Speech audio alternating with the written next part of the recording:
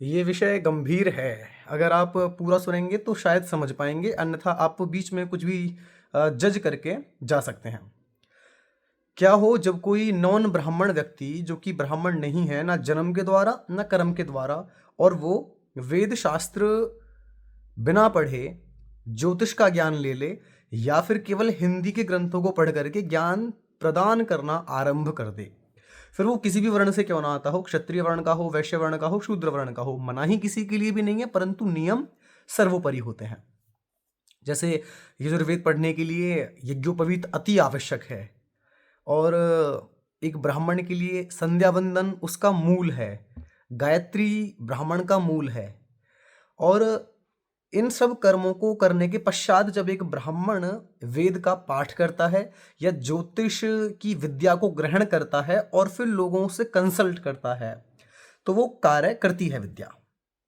परंतु क्या हो जब एक नॉन ब्राह्मण व्यक्ति जो ना कि जन्म से ब्राह्मण है ना कर्म से ब्राह्मण है, और वो ब्राह्मण वाला वेश धर करके, और वो ऐसा नहीं है कि वो स्वयं को ब्राह्मण कह रहा है, वो अपनी ही वर्ण का अच्छे से व्याख्यान भी कर रहा है। परंतु आजकल ऑनलाइन दुनिया ऐसी ही है कि कोई भी व्यक्ति आकर के ज्योतिष के विषय में ज्ञान दे रहे हैं, और बहुत से व्यक्ति तो ज्योतिष के अलावा भी धर्म के क्षेत्र में भी बहुत अधिक अधिक ज्ञान दे रहे हैं, जो कि बहुत अलग अलग वर्णों से आते हैं। मैं वर्णवादी हूँ, और बहुत या फिर बहुत ज़्यादा जातिवादी हूँ, ऐसा भी आप लोग ना समझें, है ना। मैं केवल जो शास्त्रोक्त चीज़ें हैं वो आप लोगों को बता रहा हूँ, और उस वर्ण में पहुँचने के लिए आपको कर्म करने होंगे तो आप वैसे हो जाएंगे।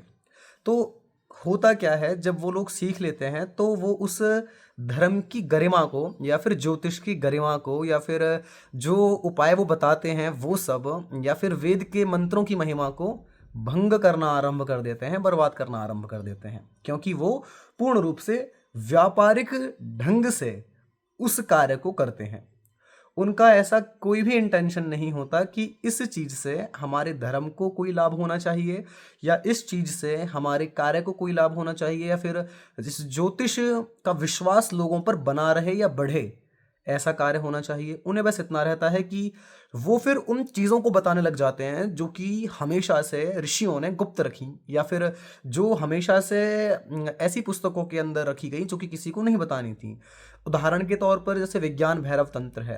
अब विज्ञान भैरव तंत्र सभी को पढ़ना चाहिए, लेकिन अगर कोई व्यक्ति विज्ञान भैरव तंत्र पढ़ने के पश्चात लालच मन में जाग जाता है और उन सभी टेक्निक्स को करता है, स्वयं का भी परिणाम बुरा भोगेगा और सामने वाले जो और लोग हैं वो भी, उनके साथ भी बुरा होगा।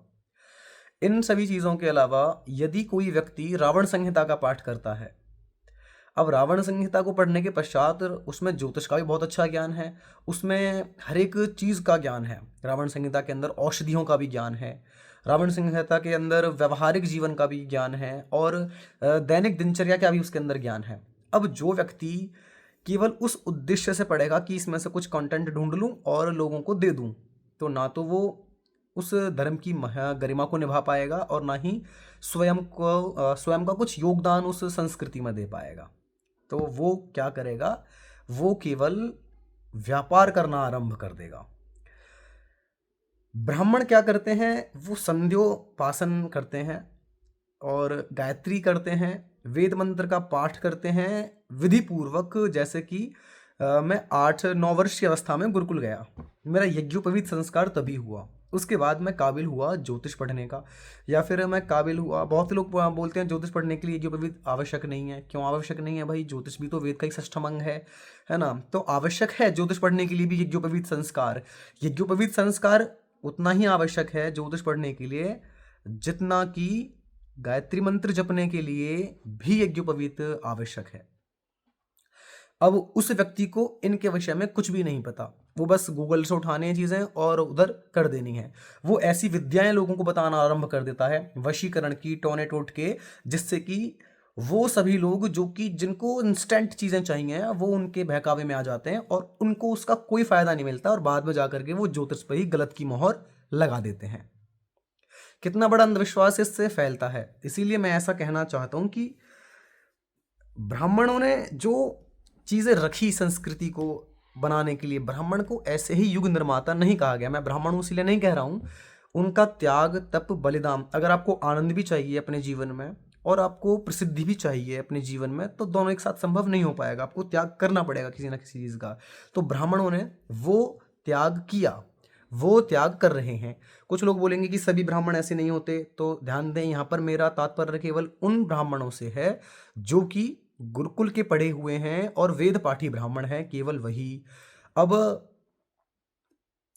कितने ही उदाहरण मैं आपको अभी के समय में दिखा दूं।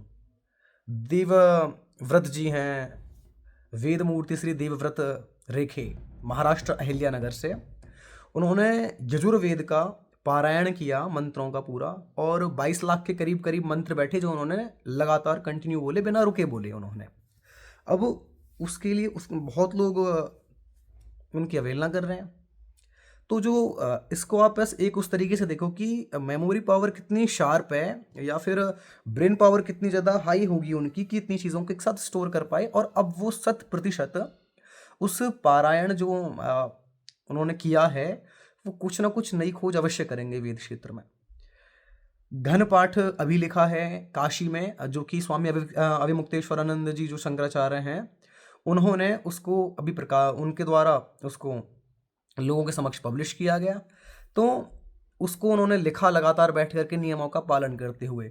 तो यदि कोई भी नॉन ब्राह्मण व्यक्ति इन चीज़ों के अंदर प्रवेश करेगा तो वो उसके नियमों को नहीं झेल पाएगा, क्योंकि उसको अपनी, अब नियम क्यों नहीं झेल पाएगा, क्योंकि उसको ऐसा लगेगा कि अरे मैं क्यों धोती पहनूं, मैं क्यों उपवस्त्र ओढ़ूं, मैं क्यों पूरा तिलक लगाऊं माथे पे, मैं क्यों रुद्राक्ष धारण करूं, या मैं क्यों ये चीज़ें करूं, मुझे तो दिखावा करना है, मैं अच्छा नहीं लगूंगा। ये सभी चीज़ें उसके मन में आती रहेंगी।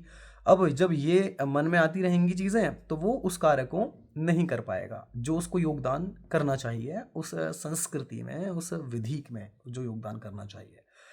तो ये ऋषियों ने बहुत सोच समझ करके कहा गया कि ब्राह्मण वर्ण को विद्या दान लेना, दान देना और विद्या लोगों को सिखाना, ये कार्य ब्राह्मण के हैं। जब अन्य वर्ण इन कार्यों को करने लग जाएंगे तो उस संस्कृति का नाश होना आरंभ हो जाएगा। परंतु संस्कृति के मरने पर भी सभ्यता जीवित रहती है, ऐसा भी सत्य है। हर हर महादेव।